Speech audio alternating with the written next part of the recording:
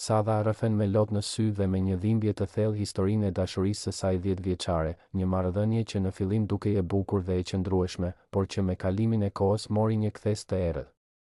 Ajo tregon se partneri i saj, për të cilin kishte besuar dhe investuar 10 vite të jetës së saj, rezultoi të ishte njeri i dhunshëm dhe i keq.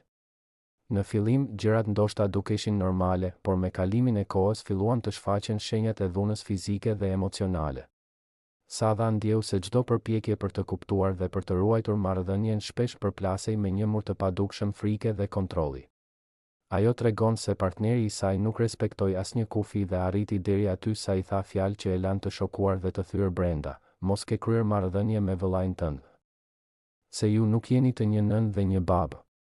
Këto fjalë ishin jo vetëm të dhimbshme, por edhe të papërballueshme.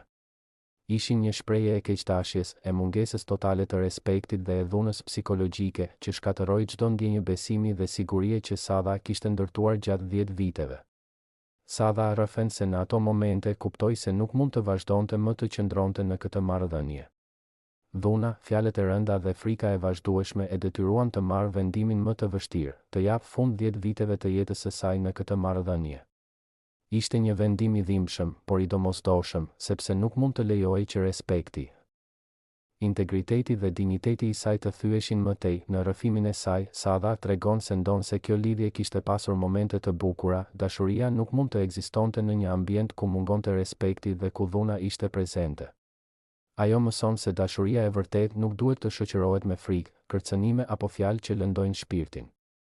Për Sadhen, përfundimi i marrëdhënies nuk ishte thjesht një akt i dhimbshëm emocional, por edhe një akt mbrojtjeje për vetvlerësimin dhe shëndetin e saj emocional. Historia e saj është një kujtesë e hidhur për të gjithë.